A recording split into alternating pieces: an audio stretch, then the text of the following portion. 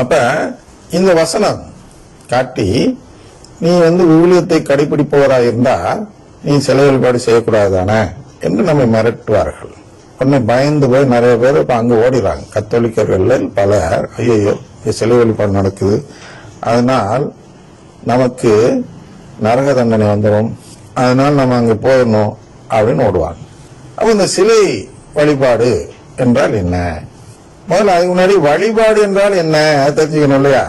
வழிபாடுன்னா என்னன்னா, இந்த இடத்துல மகன் எனப்பட தகுதியற்றவன் அப்படின்னு சொல்றப்ப, ஆண்டவரே நான் மகன் எனப்பட தகுதியற்றவன், ஆனால் என்னை ஒதுக்கிறாங்க, தயவு செய்து என்னை தயவு செய்து உங்கள் பிள்ளையாக தேர்ந்தெடுத்துக் கொள்ளுங்கள், தத்து பிள்ளையாக என்று நாம் அவரிடம் வேண்டினால் அதற்கு பேர் கடவுளுக்கு ஏற்புடைய வழிபாடு. அது எங்க இருக்கிறது? அதையும் வாசி காட்டணும் இல்லையா? உங்களுக்கு வாசி காட்டலன்னா அப்பப்ப மறந்துடுவீங்க. அப்ப எப்பொழுதும் வாசிச்சதுதான், வாசிச்ச பிறகு ஆமா ஆமான்னு நான் சொல்லுவீங்க இல்லையா? ரோமையர் 10:3 எடுக்கும் பொழுது என்ன சொல்கிறது என்றால், வழிபாடு எப்படி இருக்க வேண்டும் என்று சொல்லும் பொழுது, அதாவது கடவுள் மனிதர்களை தமக்கு ஏற்புடல் ஆக்கும் முறையை அறிந்து கொள்ளாமல், அப்படின்னா அறிந்து கொள்ளாமல் தங்கள் முயற்சியாலேயே அவருக்கு ஏற்புடல் ஆக முயல்கிறார்கள் அப்படின்னு சொல்றார் அல்லவா? இந்த தங்கள் முயற்சியாலே ஒரு செயலை செய்யும் பொழுது அது கடவுளுக்கு ஏற்புடையதாக இல்லை. அப்ப எது வழிபாடு என்றால், கடவுள் மனிதர்களை தமக்கு ஏற்புடைய ஆக்கும் முறையை செய்தால் அதுதான் கடவுள் ஏற்றுக்கொள்ளும் வழிபாடு. அதை செய்யும்போதுதான் நாம் என்ன செய்கிறோம் என்றால், கடவுளின் செயல்முறைக்கு நம்மை உட்படுத்திக் கொள்கிறோம். வாசி காட்டுற அந்த இடத்தை திருப்பி இந்த பாணியில் பாருங்கள். அதாவது கடவுள் மனிதர்களை தமக்கு ஏற்புடையாக்கும் முறையை அறிந்து கொள்ளாமல் தங்கள் முயற்சியாலே அவருக்கு ஏற்புடையவர்கள் ஆக முயன்றார்கள். ஆகவே அவர்கள் கடவுளின் செயல்முறைக்கு தங்களை உட்படுத்தவில்லை. அப்ப கடவுளின் செயல்முறைக்கு உட்படுத்துதல் என்பது ஒரு வழிபாடு செய்கிறது. கடவுளின் செயல்முறைக்கு உட்படுத்தாத விதத்தில் இன்னொரு வழிபாடு நம்மை கொண்டு செல்கிறது. இந்த இடத்துல வழிபாடு குறித்து நாம் குறிப்பாக தெரிந்து கொள்ள வேண்டும். அப்ப எதெல்லாம் கடவுளின் செயல்முறைக்கு நம்மை உட்படுத்திக் கொள்ள செயல்முறையாக இருக்கிறதோ அதெல்லாம் வழிபாடு. எதெல்லாம் அதை செய்யவில்லையோ, அதை சிலை வைத்திருந்தாலும் சரி, உருவம் வைத்திருந்தாலும் சரி, அது எது என்றால் அது கடவுளுக்கு எதிரான வழிபாடு.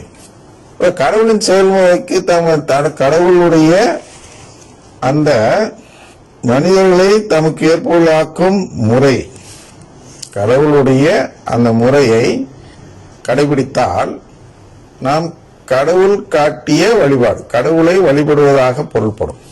நாம் சொந்தமாக ஒரு வழிபாட்டு முறையை ஏற்படுத்தி அதன்படி செயல்பட்டால், இயேசுவின் பெயரையே சொன்னாலும் அது கடவுளை வழிபடாத முறையாக மாறிவிடுகிறது.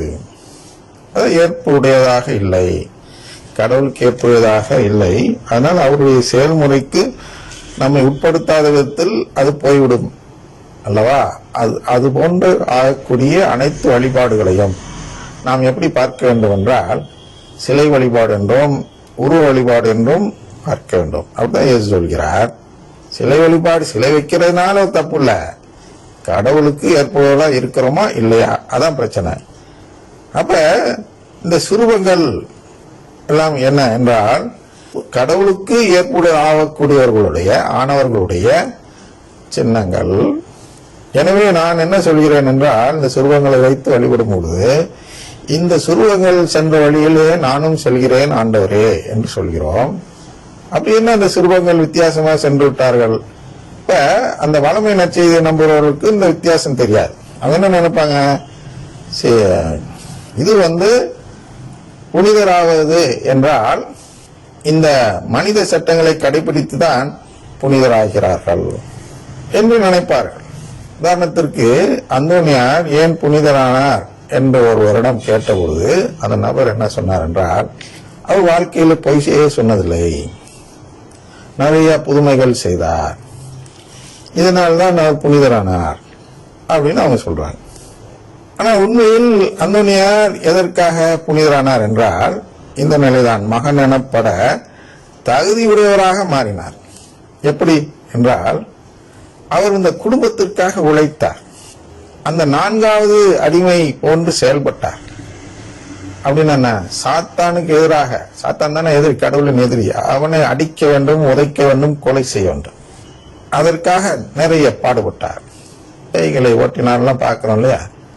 அது ஒன்று அவர் என்ன செஞ்சார், திருச்சபை வளர்ப்பதற்கு அந்த நற்கருணை குறித்து போதனைகள் வைத்தார். இதெல்லாம் தான் அவர் கடவுளின் உறவை கேட்டார், கடவுளின் செயல்முறைக்கு தன்னை உட்படுத்தி கொண்டார் என்பதற்கான அடையாளம். அதனால் அவர் புனிதரானார். இது அந்த நபருக்கு தெரியாது. அது ஒன்றான் உலகத்தில் இருக்க அனைவரும் இருக்கிறார்கள், இந்த பிரிவினை சபைகள் முதற்கொண்டு. அதனால் இவர்களை அடையாளமாக வைத்து நான் ஜெபிப்பதில் எந்த ஆதாயமும் இல்லை. அது சிலை வழிபாடு செய்யக்கூடிய குற்றத்திற்கு இணையானது என்று நம்மை பார்த்து கிண்டலும் கேலியும் செய்து குறை கூறுகிறார்கள் அல்லவா. ஆனால் நாம் என்ன செய்கிறோம் என்றால், என்னுடைய பார்வை அவர்களுடையது போன்றது அல்ல, என்னுடைய பார்வை ஊனியல்பு நாட்டம் கொண்டது அல்ல, என்னுடைய பார்வை ஆவிக்குரியல்பின் நாட்டம் கொண்டது. அதன் அடையாளமாக இந்த சுரூபங்களை வைத்துக் கொள்கிறேன் ஆண்டவரே. ஏனென்றால் இவர்கள் ஆவிக்குரியல்பின் மீது நாட்டம் கொண்டவர்கள் என்று நிரூபிக்கப்பட்டவர்களாக இருக்கிறார்கள்.